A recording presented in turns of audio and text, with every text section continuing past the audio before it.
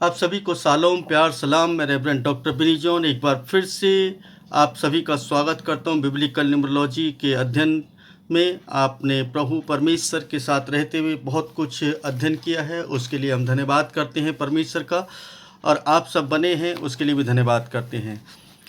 मेरे पास बहुत सारे फ़ोन और बहुत सारे जो कमेंट्स हैं वो आते हैं, उनमें से कुछ कमेंट्स और कुछ फ़ोन इस तरीके के होते हैं जिन पर मैं हर एक विषय पर वीडियो नहीं बना पा रहा हूँ, लेकिन मैं आपको यकीन दिलाता हूँ कि आने वाले समय में जितने भी आप लोगों ने क्वेश्चन पूछे हैं सब पर धीरे धीरे करके मैं एक एक वीडियो आप लोगों के लिए बनाऊंगा, और जो कुछ बाइबल में है जो आपके क्वेश्चन हैं उनका आंसर देने की कोशिश करूंगा। ये मेरा आपसे वादा है कि परमेश्वर में होकर के परमेश्वर के वचन से, बाइबल से उन बातों को थोड़ा सा हम समझ सकें, सीख सकें और हम आगे बढ़ सकें। खैर, आज का जो हमारा विषय है वो बहुत ही महत्वपूर्ण है, क्योंकि मुझे कई लोगों ने पूछा कि जो मुझे पूछा उसके लिए मैं ये वीडियो बना रहा हूँ। उस बात के लिए कई लोगों का जो क्वेश्चन है वो उसका आंसर शायद इस वीडियो में मिल जाएगा। और उन्होंने मुझसे पूछा कि क्या हम जो रत्न हैं या मणि हैं या पत्थर हैं, जेम्स हैं, उन सब का हम क्या महत्व है हमारे जीवन के अंदर, या क्या ना उनका महत्व है, क्या हम उनको क्या समझें। क्योंकि अन्य जगहों पर जब हम बात करते हैं, बहुत सारे लोगों पर ना से चर्चा करते हैं, अपने आसपास लोगों को देखते हैं तो वो कहते हैं कि मैंने ये वाला पत्थर पहना है, मैंने ये वाला पत्थर पहना है, मैंने पुखराज पहना है, मैंने नीलम पहना है, या मैंने पन्ना पहना है, और इस तरीके से बहुत सारी बातें लोग करते हैं। तो इस सब्जेक्ट पर ना मुझसे क्वेश्चन किया गया कि आप मुझे इसके बारे में बताएं कि बाइबल इसके बारे में क्या कहती है। तो मैं आपको बिल्कुल स्पष्ट रूप से इसके विषय में आज अवगत कराऊंगा कि जिस चीज़ का जिक्र आप सुनते हैं वो वास्तव में परमेश्वर के वचन में पहले से मेंशन है, पहले से लिखी हुई है। उसको आप समझने का यत्न करें। और मैं आपको साथ साथ बताता चलूं कि थोड़ा सा आवाज़ ज़रूर आ रही होगी, कुछ पटाखे वगैरह छूट रहे हैं आसपास अभी भी, है ना। तो उसकी वजह से हो सकता है कि कहीं कहीं पर कुछ पटाखों की आवाज़ आ जाए, तो उसके लिए मैं क्षमा प्रार्थी हूँ। ये मेरी वजह से नहीं है, पब्लिक अपना एन्जॉयमेंट कर रही है, तो उसके लिए हम कुछ नहीं कर सकते हैं। खैर, इससे पहले कि मैं इस सब्जेक्ट पर आऊँ कि जो मणियाँ हैं, जितने भी रत्न हैं, जितने भी है ना क्रिस्टल है ना जिनकी बात आप करते हैं, उससे पहले मैं आपसे रिक्वेस्ट करूंगा कि चैनल को सब्सक्राइब कर लें, लाइक कर दें, कमेंट करें और दूसरों को शेयर करें, ताकि दूसरे लोग भी इस महत्वपूर्ण जानकारी से अवगत हो सकें। बाइबल में बहुत सारी चीज़ें ऐसी हैं जिन चीज़ों के विषय में हमने पढ़ा है, सुना है, लेकिन कभी उस पर दृष्टि नहीं की। हम उन्हीं चीज़ों को खोजने की कोशिश कर रहे हैं और उन्हीं पर सीखने का प्रयत्न कर रहे हैं। और ये छोटा सा प्रयास है हमारा कि हम किसी भी तरीके से परमेश्वर के उन गूढ़ बातों को समझ सकें, उन पर चर्चा कर सकें, और यही हम कोशिश में लगे हैं। तो जो हमसे सवाल किया गया कि क्या हम ये पत्थर हैं, इनका जो पाते हैं, जो सुनारों के यहाँ मिलते हैं या और इस पृथ्वी के अंदर मिलते हैं, इनका क्या महत्व है। तो मैं आपको बता दूं कि बाइबल में इनका बहुत बड़ा महत्व है। बाइबल इन पत्थरों के विषय में, इन जो रत्न हैं, रत्न जिनको बोलते हैं, इनका बहुत बड़ा भाग है परमेश्वर के दृष्टि में। और परमेश्वर इनके लिए क्या कहता है, परमेश्वर इनके विषय में क्या बात करता है, उसको समझने का यत्न करेंगे, उसको कोशिश करेंगे। और ये जो जितने भी रत्न है ना आप ना देखते हैं, या तो उसका सब्स्टिट्यूट मिलता है या है ना ओरिजिनल शेप में मिलते हैं। तो यहाँ पर हाँ, जो बाइबल के अंदर स्पेशली 12 रत्न का जिक्र है ना बहुतायत के साथ किया गया है। और इन 12 रत्नों में जब हम बात करते हैं कि ये रत्न की जो शुरुआत है परमेश्वर कहाँ से करता है, तो निर्गमन की पुस्तक में ही इसकी शुरुआत हो जाती है। निर्गमन 1 उसके 28 और उसके 1 पद से लेकर के आखिरी पद तक 43 पद तक इसके अंदर महायाजक के वस्त्र के विषय में लिखा है। और ये याजकीय वस्त्र है ना इस बात को दर्शाता है कि अगर कोई याजक है तो उसका वस्त्र कैसा हो, उसने क्या क्या पहनना है, क्या क्या उसके शरीर पर होना चाहिए, किस तरीके का वो याजक होगा और क्या है ना उसकी महत्वता है। उन सारी बातों का यहाँ पर जिक्र है, लेकिन मैं उस पर चर्चा अभी पूरे पर नहीं करूँगा। मैं केवल आपको आज रत्नों के बारे में बताऊँगा और नए नियम में भी बताऊँगा कि नए नियम में उनका क्या महत्व है। दोनों जगह पर बताऊँगा ताकि आप समझ सकें कि पुराने नियम में और नए नियम में कोई भी अंतर नज़र नहीं आएगा। आपको बिल्कुल एक सेम बात नज़र आएगी। और परमेश्वर वहाँ भी रत्नों की बात करता है निर्गमन के अंदर, तो वहाँ पर भी आगे नए नियम के अंदर भी रत्नों की बात करता है। तो यहाँ पर मैं कुछ उन्हों को रखना चाहूँगा कि याजक का एक वस्त्र होता था। इस वस्त्र को ना आप देख सकते हैं, इस प्रकार का एक वस्त्र पहनता था और इस वस्त्र के ऊपर एक जो सीने के ऊपर आप अगर देखेंगे तो एक पट्टी सी लगी होगी जो चौकोर है। सबसे पहली बात ये चौकोर पट्टी है, यानी दोनों चारों तरफ से वो बराबर है, कोई छोटी बड़ी नहीं है, बल्कि परमेश्वर ने स्पेशली बताया कि आपको उसको चौकोर बनाना है। और ये परमेश्वर के दिशा निर्देश के अनुसार इस चपरस को बनाया गया। क्या बाइबल में चपरस दिया है? याजकीय वस्त्र का सीना बंद भी इसको बोलते हैं। और एपोद ब्रिस्ट जो है, एपोद के जो ब्रिस्ट है, ब्रिस्ट प्लेट भी बोलते हैं, एपोद ब्रिस्ट प्लेट भी बोलते हैं इसको, और सीना बंद भी बोलते हैं इसको, और चपरस भी बोलते हैं। मतलब इसके अलग अलग नामों से हम इसको जानते होंगे। आपकी बाइबल में कौन सा ट्रांसलेशन है? इंग्लिश में आप कुछ और जो पढ़ते हैं, और हिंदी में भी कई ट्रांसलेशन है जिसमें आपको ये सब शब्द मिल जाएंगे। तो ये सीना बंद भी कहलाता है और चपरस भी कहलाता है। हम हिंदी में बात कर रहे हैं तो हिंदी की बात करेंगे। चपरस और सीना बंद, ये दो शब्द मुख्यतः है ना इस्तेमाल हुए हैं। तो ये जो है याजक के सीने पर ना लगाया जाना था। और बाइबल है ना ऐसा बताती है कि मैं उसको पढ़ करके आपके समक्ष रखूँगा ताकि आप लोग उसको समझ पाएँ। और यहाँ पर इस तरीके से है कि 28 के 15 पद से मैं देखूँगा, 15 से थोड़ा सा ना आगे तक, और ये 21 तक देखूँगा और आप यहाँ पर समझ पाएंगे। फिर तू न्याय का सीना बंद बनाना, वह कुशल कारीगर के हाथ का काम हो। उसे एपोद के सामने सोने का और तथा नीले बैंजनी और लाल रंग और महीन मलमल का बनाना। वह वर्गाकार और दोहरा हो और उसकी लंबाई और चौड़ाई एक बीते की हो, और उसमें 4 पंक्तियों में मणि जड़ना, पहली पंक्ति में माणिक, पुखराज और पन्ना। अब आप यहाँ पर मैं एक तस्वीर लगा रहा हूँ, आप इसको देखेंगे कि ये है ना बिल्कुल है ना किस तरीके से है और क्या है ना इनका महत्व है और कैसे वहाँ पर परमेश्वर है ना बता रहा है। ये कोई है ना मनुष्य नहीं बता रहा है। आप इस बात को ध्यान में रखें, जो कोई बात कर रहे हैं हम यहाँ परमेश्वर की बात कर रहे हैं।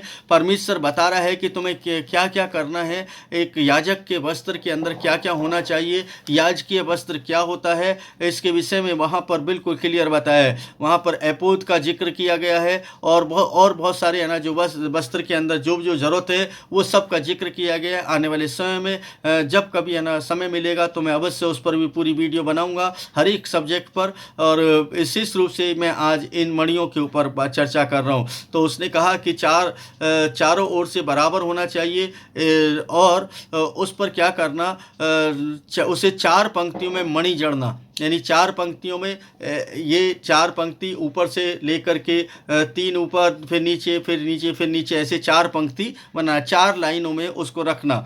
और क्या करना, उसको बना करके उसे किस तरीके से रखना ये भी उसने बताया।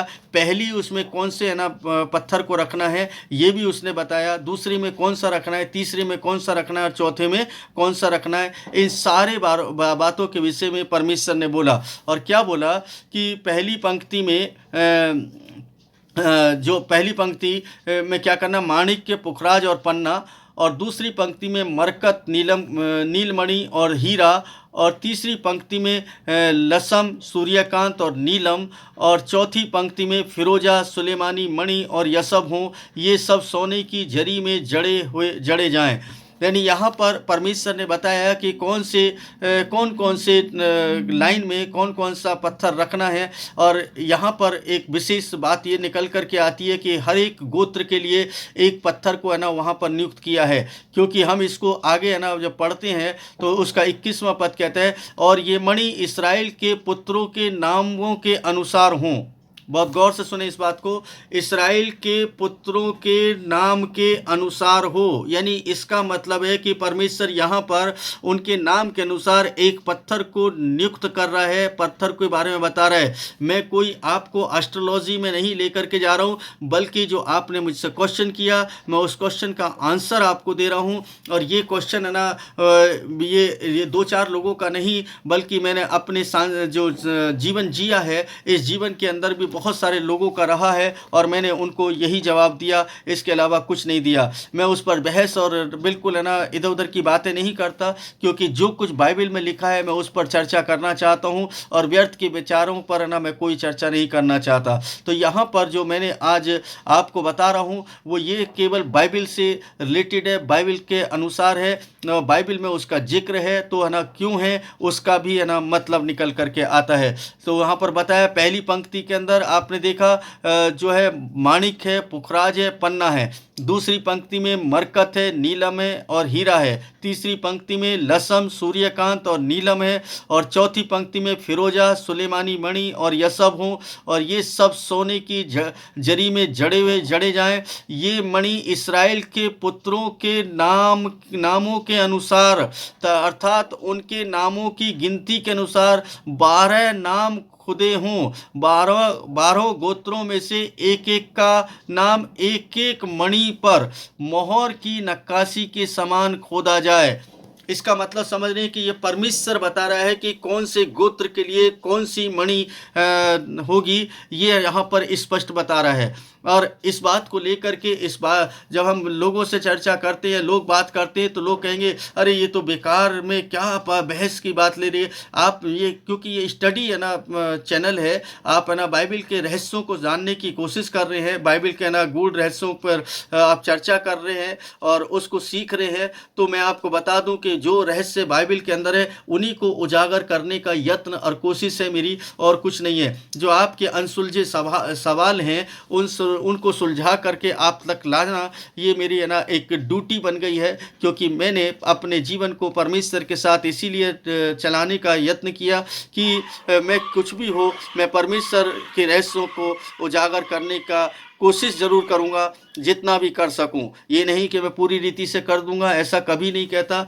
लेकिन फिर भी कोशिश ज़रूर करता हूं कि उसमें से कुछ ना कुछ तो थोड़ा बहुत तो मिल ही जाए। और परमेश्वर का वचन तो रहस्य से भरा हुआ है, इतने रहस्य हैं कि उसका वर्णन तक हम नहीं कर सकते, लेकिन फिर भी आपके लिए और मेरे लिए जितना है उतना ही काफ़ी है। और जो मिल जाए परमेश्वर से वही कम है। हम कहते हैं कि जितना मिल जाए तो उतने में हमें संतुष्ट रहना चाहिए। यीशु मसीह कहते हैं कि जिसके पास जो है उसमें संतुष्ट रहें। तो हमें जितना मिल रहा है उसमें संतुष्ट रहें, और ज़्यादा जानने के लिए, ज़्यादा खोजने के लिए आप अध्ययन करें, बाइबल की स्टडी करें, बाइबल को ना गहराई से पढ़ें।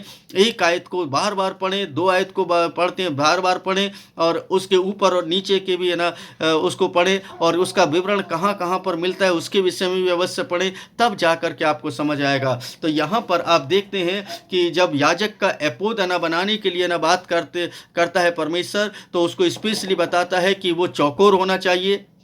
अब यहाँ पर कहेंगे कि इसमें नंबर्स कहाँ से आए, तो नंबर्स का मैं बता दूं कि ये जो आप देख रहे हैं इसमें भी नंबर्स हैं, बिना नंबर्स के नहीं है। पहली बात तो ये कि मैं ना सबसे पहले बता दूं कि यहाँ पर 12 मणियों का जिक्र किया गया है। 12 मणि हैं और 12 की 12 मणि का बिल्कुल स्पेशली नाम दिया गया है। कौन कौन सी मणि उसमें लगानी है, उस सीनाबंद में, चपरस के अंदर, और उस मणि का नाम उसमें दिया है। और फिर उसमें बोला गया है कि इसराइल के 12 गोत्रों के नाम उस पर ना खुदे हों, हर एक मणि पर जो है ना जो जिस मणि के तहत आता है। यहाँ पर है ना मैं इसको शब्द को इस्तेमाल करूँगा, जिस मणि के तहत आता है, यानी जो मणि जिसके लिए उपयोगी है उसका नाम उसी मणि के साथ हो। और उसने स्पेशली उन मणियों को उसी सीरीज में रखवाया और बताया कि कौन सी मणि कहाँ पर होगी और वो कौन से गोत्र के लिए होगी। तो ये है ना एक विशेष बात है। फिर दूसरा इसमें एक और अंक ना निकल करके आता है, जब चौरस की बात करते हैं तो यहाँ पर एक और अंक निकल कर के आता है। जब चौकोर है ना कोई भी है ना आकृति बनाएंगे आप, जब वर्गाकार कोई चीज़ होगी तो उसका जो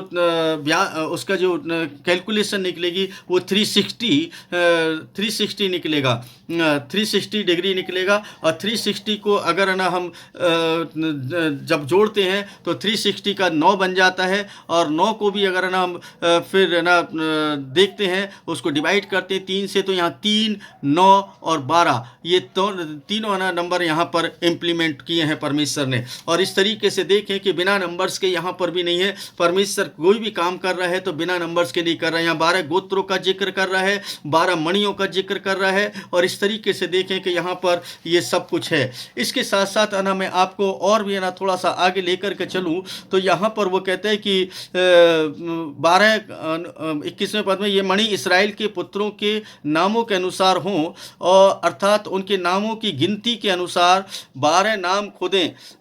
12 गोत्रों में से एक एक का नाम एक एक मणि पर हो, मोहर की नक्काशी के समान खोदा जाए। जैसे मोहर लगा देते हैं वो ठीक उसी तरीके से, यानी उसके लिए एक निर्धारित कर दें कि ये मणि जो है ये इस गोत्र के लिए है। इसका मतलब ये परमेश्वर बता रहा है कि कौन सी मणि किस गोत्र के लिए होगी। और ये किसी व्यक्ति ने नहीं बताया है, किसी शास्त्री ने, किसी ज्योतिषी ने या किसी एस्ट्रोलॉजर ने नहीं बताया है, बल्कि परमेश्वर स्वयं बता रहा है कि ये कौन सा होना चाहिए। अब मैं इसका एक और ना पद पढ़ करके मैं आपको नए नियम के अंदर ले करके चलूँगा, ताकि आप नए नियम के अंदर भी उसको समझ सकें कि परमेश्वर क्या कहता है। इसका जो एक पद है 29वां पद, यहाँ पर ना ये कहता है, और जब हारून पवित्र स्थान में अगर मैं 28 से पढ़ लूँ तो ज़्यादा बेहतर रहेगा। और वे सीना बंद को इसकी कड़ियों के एपोद की कड़ियों को नीले फीते से ऐसे बांधे कि एपोद के ढके हुए पट्टे के ऊपर हो और सीना बंद एपोद से अलग न हो।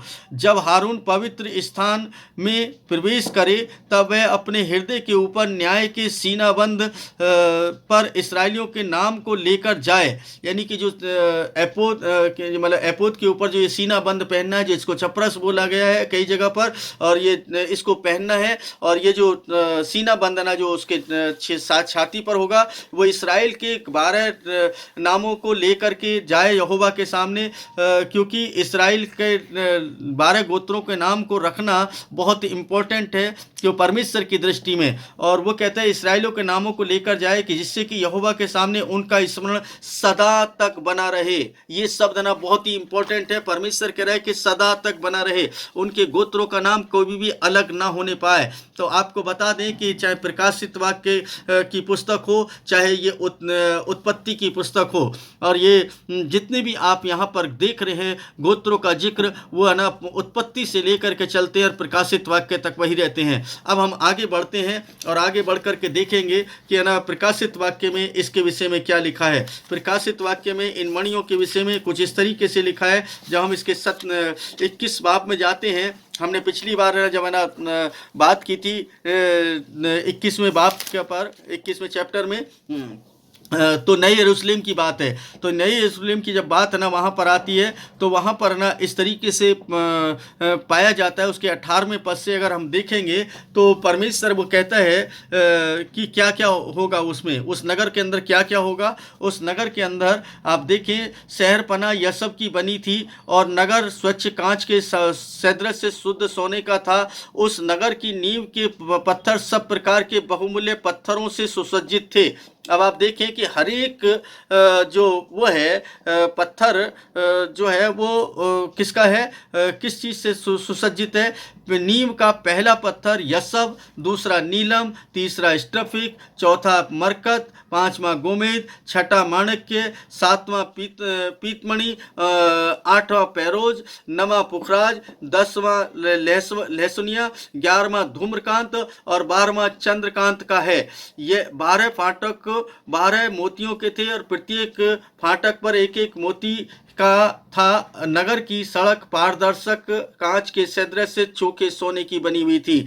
अब आप देखें कि यहाँ पर परमेश्वर है ना क्या कह रहे हैं कि ये जो है 12 के 12 जो है ना रत्न हैं ये वहाँ पर मौजूद हैं। और ये जो है ना निर्गमन की पुस्तक के अंदर देखते हैं, जो महायाजक का जो सीना बंद है, जो चपरस है, जिसको वो उसको पहन करके, जिसको न्याय का भी चपरस बोलते थे, न्याय करने के समय पर उसको पहना जाता था, या परमेश्वर के सामने जब ना जाते थे महायाजक तो उसको पहने बगैर नहीं जा सकते थे। और परमेश्वर ने बताया कि इस तरीके से इस हर एक गोत्र के हिसाब से एक पत्थर है ना मैंने ठहराया है, उस पत्थर को है ना ऊपर उसका नाम गोदना, और वो नाम जब गोदोगे तो है ना वो मुझे स्मरण दिलाएगा कि ये है ना गोत्र, ये इस गोत्र के लिए ये पत्थर मैंने ठहराया है। बिल्कुल स्पष्ट है वहाँ पर, उसमें कोई है ना भेदभाव नहीं और कोई छुपाव नहीं है। आप बाइबल को पढ़ेंगे गौर से तो समझ में आ जाएगा, गहराई से पढ़ेंगे तो समझ में आएगा। अगर आपने ऐसे ही पढ़ दिया तो बिल्कुल भी समझ में नहीं आएगा। आप है ना उस पूरे के पूरे उसको आप अक्सर अनदेखा देख लेते हैं। और अगर है ना हम देखें तो यहाँ पर एक और बात जो मिलती है, जब शहरपना उसकी शहरपना 12वें पद को भी जरूर देखेंगे, उसकी शहरपना विशाल तथा ऊंची थी, जिसके बाहर फाटक थे, जिन पर 12 स्वर्गदूत थे। उन फाटकों पर इस्राएलियों के 12 गोत्रों के नाम लिखे हुए थे। उस जो शहरपना के जिक्र है यहाँ पर। और आप देखें कि नीचे है ना किसका जिक्र है, तमाम मणियों का जिक्र है, तमाम उन पत्थरों का जिक्र है जो बहुत ही कीमती और बेशकीमती हैं। अगर ये पत्थर है ना कीमती और बेशकीमती हैं तो इसका मतलब है कि है ना परमेश्वर ने उनको रखा है, और इस पृथ्वी के अंदर जो भी कुछ खनिज है वो सब परमेश्वर का है, और जो कुछ परमेश्वर का है वो खराब नहीं हो सकता, वो किसी विशेष ना जाति, विशेष धर्म का या विशेष पंथ का नहीं हो सकता। जो कुछ भी इस पृथ्वी के अंदर दिया है वो सब का सब परमेश्वर का है। और परमेश्वर ने जब ना इस सृष्टि को बनाया है तो आदम के साथ शुरू करता है। इसका मतलब इस पृथ्वी के अंदर, इस सृष्टि के अंदर जितनी भी है ना बहुमूल्य वस्तुएं हैं वो सब की सब आदम के लिए रखी, आदम की संतानों के लिए रखी। आज है ना हम जो भी कुछ है ना बात करते हैं हम उसको गलत तरीके से इंटरप्रिटेट कर देते हैं, गलत तरीके से सोच लेते हैं, गलत विचारधारा में चले जाते हैं, और इस तरीके से हम अपने जीवन के अंदर उन बातों को बोलने लगते हैं जो बातें हमारे लिए उचित भी नहीं है, उत्तम भी नहीं है। तो इसलिए जब कभी भी कोई भी आपको है ना इसके विषय में बात करे या इसके विषय में चर्चा करे तो आप इस बात को ध्यान में रखें कि है ना इनका जिक्र बाइबल के अंदर है, और बाइबल ने उनको निगलेक्ट नहीं किया है। बाइबल की तो बात छोड़ दें, परमेश्वर ने निगलेक्ट नहीं किया है, परमेश्वर मना नहीं कर रहा है। परमेश्वर कह रहे हैं कि हर एक गोत्र के हिसाब से एक पत्थर है और उसका नाम उस पत्थर पर लिखा जाए। और इसका मतलब हर एक गोत्र के लिए परमेश्वर ने एक गोत्र, अब गोत्र किसके नाम से जाना जाएगा, सबसे बड़ी बात तो ये हो जाएगी। अब है ना यहाँ पर एक और है ना सवाल खड़ा होगा, और बहुत सारे लोग सवाल खड़ा करेंगे, गोत्र में जितने लोग आते हैं सब गोत्र में नहीं। इसको है ना बिल्कुल मैं इस तरीके से बोलूँगा, बिल्कुल नहीं। वहाँ पर इस्राएल के 12 गोत्रों का जब जिक्र होता है तो आपको बता दूँ कि वो इस्राएल के 12 बेटों का जिक्र होता है, यानी याकूब के 12 बेटों का जिक्र होता है। और किसी बात की नहीं, उसकी संतान तो करोड़ों अरबों में है ना पहुंच गई है। उन गोत्रों की बात नहीं हो रही है, केवल उन 12 की बात हो रही है। इसका मतलब स्पेशली उन 12 के 12 बच्चों के ऊपर परमेश्वर की दृष्टि थी, और परमेश्वर ने हर एक के लिए एक पत्थर को ना नियुक्त किया, और उसको बताया कि कौन सा पत्थर किस व्यक्ति के लिए होगा। वो है ना वो बता रहा है बिन्यामीन के लिए कौन सा है, यहूदा के लिए कौन सा है, यूसुफ के लिए कौन सा है। वो तमाम गोत्रों के जितने भी है ना उसके इस्राएल के 12 गोत्र हैं, 12 बेटे हैं, उन 12 बेटों के हिसाब से वो हर एक के लिए एक पत्थर को नियुक्त कर रहा है, और वो बता रहा है कि कौन से पत्थर पर किस बच्चे का नाम लिखा जाएगा। वो 12 जो बेटे हैं उनमें से किसका नाम लिखा जाएगा। क्योंकि अगर हम बाइबल के अंदर कोई भी चीज़ पढ़ते हैं तो गोत्रों का जब जिक्र आता है तो हम है ना उसको इस तरीके से पढ़ते हैं, यहूदा का गोत्र, गोत्र, बिन्यामीन का गोत्र, लेवी का गोत्र, यानी कि हम है ना उनकी संतानों को नहीं पढ़ते बल्कि एक विशेष व्यक्ति को पढ़ रहे होते हैं।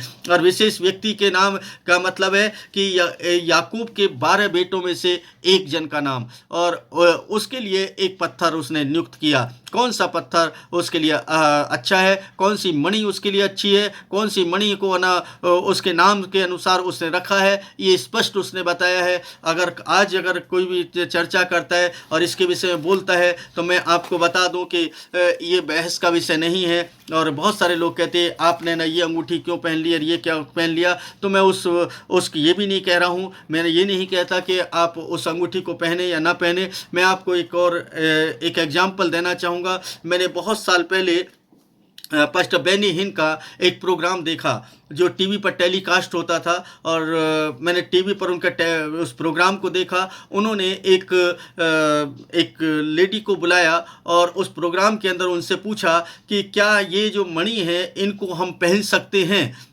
या ये जो रत्न है इनको हम पहन सकते हैं, क्या मैं सफ़ायर पहन सकता हूँ। जब है ना मैंने पहली बार उसको सुना था तो मैं भी है ना इसी तरीके से आपके जैसे रिएक्ट करने लगा, अरे ये क्या बात हो गई। लेकिन जब मैंने उसको गंभीरता से लिया, गंभीरता से देखा, तो है ना उसको समझ में आया। उस बहन ने बताया कि हाँ आप पहन सकते हैं, आपके लिए कौन सा ना रत्न शुभ है, कौन सा रत्न है ना, मतलब शुभ शब्द इस्तेमाल है, क्योंकि हिंदी में बात करें तो शुभ बोल रहे हैं। अभी है ना इसको भी इस शब्द को भी लोग है ना उल्टा लेकर के जाएंगे। बहुत सारे बुद्धिमान लोग हैं इस दुनिया के अंदर। तो कौन सा जो पत्थर है वो आपके लिए अच्छा रहेगा, या कौन सा पत्थर आपके हिसाब से सेट बैठेगा। उसने कहा आप मेरे लिए बताएं और मेरे बच्चों के लिए बताएं कि मैं उनके लिए कौन सा पत्थर खरीदूं। और बेनी हिन ने उनसे पूछा और उस बहन ने उनको बताया, और उन्होंने कहा कि ठीक है मैं अब ये पत्थर पहन लूँगा क्योंकि आपने मुझे बोला है, और ये बिब्लिकल है, मैं बाइबल से अलग हट करके नहीं है, इसलिए मैं इसको है ना प्रमोट करता हूँ, इसीलिए मैंने आपको यहाँ पर बुलाया ताकि लोग इस बात को जान सके। तो अजी जो ये बात है ना हमारे जो आसपास के जो माहौल है उसमें है ना थोड़ा सा अटपटा सा लग सकता है, लेकिन जो कुछ है वो बिब्लिकल है और बाइबल के अनुसार है। मैं ये नहीं कह रहा कि आप है ना ये सब करें, लेकिन है ना एक बात मैं बताता हूँ, जब क्वेश्चन पूछते हैं तो उसका आंसर तो देना पड़ता है, और ये आंसर से केवल इसीलिए है कि है ना आप उसको पहन सकते हैं, कोई है ना उसमें बुराई नहीं है, लेकिन इसके बारे में भी ये आपको मालूम होना चाहिए कि कौन सा पत्थर आपको पहनना है। हर एक पत्थर, क्योंकि एक व्यक्ति के लिए विशेष पत्थर है ना परमेश्वर ने ठहराया है। और ये मैंने इसीलिए शायद है ना बाइबल के अंदर बहुत कुछ ऐसा छुपा हुआ है जिसको है ना आप कभी खोजने की कोशिश ही नहीं करते और इधर उधर की बातों में अपने समय को व्यतीत करते हैं। इसलिए ज़रूरत है कि आप बाइबल को गहराई से पढ़ें, बड़े है ना गंभीरता से लें, ताकि परमेश्वर के इन गुप्त रहस्यों को जान सकें, समझ सकें। और ये जो है ना आप तस्वीर देख रहे हैं इसके अनुसार है ना देखें कि है ना 12 गोत्रों के लिए परमेश्वर ने नियुक्त किया कि कौन सा पत्थर कौन से किस व्यक्ति के लिए कौन सा है, कि यहूदा के लिए कौन सा अच्छा है, यूसुफ के लिए कौन सा अच्छा है, बिन्यामीन के लिए कौन सा अच्छा है। और ये ना सारे है ना जितने भी हैं आप देख रहे हैं ये सब के सब है ना याकूब के 12 बेटे हैं, और 12 बेटों के लिए ये पत्थर के बारे में है ना परमेश्वर ने बताया कि उनके लिए कौन सा पत्थर अच्छा। ये किसी इंसान ने नहीं बनाया, किसी पास्टर ने, किसी पादरी ने, किसी है ना याजक ने नहीं बताया, बल्कि परमेश्वर ने बताया। आपको ये मैं यहाँ पर अवगत करा, परमेश्वर ने बताया कि आपको कौन सा पत्थर पहनना है और कौन सा पत्थर पर किसका नाम होना चाहिए। तो अजीजों, अगर आपका ना क्वेश्चन है ना जितने लोगों ने पूछा था, मैं समझता हूं कि आपके क्वेश्चन का आंसर मिल गया होगा, और मुझे उम्मीद है कि जिनको नहीं पता था उनको भी पता चल गया होगा। ये बिब्लिकल अध्ययन है, मतलब बाइबल का अध्ययन है, तो आप इस अध्ययन का आनंद लीजिए और परमेश्वर के साथ अपने संबंध को और अच्छे से बनाइए। परमेश्वर आप सभी को बड़ी आशीष और बड़ी बरकत दे, और परमेश्वर आपको ऊंचे स्थान पर ले करके जाए, और आप निरंतर प्रार्थना में लगे रहें, और ताकि परमेश्वर के साथ अपनी संगति को बनाए रखें और परमेश्वर के साथ गुप्त और भेद की बातों को जानने का यत्न करें। परमेश्वर परमेश्वर है ना भला है। आप है ना, और मैंने जैसे बोला था कि मैं बहुत जल्दी है ना गूगल मीट पर है ना आपके साथ है ना कनेक्ट होने वाला हूँ। मैं गूगल मीट पर है ना अभी आपको लिंक भेज दूँगा। आप है ना जितने लोगों का फ़ोन मेरे पास है, जिनका नाम मेरे पास है, मैं उन लोगों को लिंक भेजूँगा। आप है ना लोग कनेक्ट हो सकते हैं, और समय शाम का ही रखेंगे ताकि है ना लोग है ना उस आराम से कनेक्ट हो सकें। तो परमेश्वर आप सभी को आशीष और बरकत दे। एक बार फिर से आपसे है ना रिक्वेस्ट है कि इस वीडियो को लाइक करें, कमेंट करें, शेयर करें, और ये सब्सक्राइब जरूर कर दें चैनल को, ताकि परमेश्वर के इस कार्य को हम आगे बढ़ा सकें और इस शिक्षा के क्षेत्र में और आगे बढ़ सके, परमेश्वर के गुप्त रहस्यों को जान सके। परमेश्वर आप सभी को बड़ी आशीष और बड़ी बरकत दे, और आपके घर परिवारों में तमाम सुख और शांति बनी रहे। इन्हीं प्रार्थनाओं के साथ, इन्हीं शुभकामनाओं के साथ अभी सब आप सभी को प्यार, सलाम, शालोम।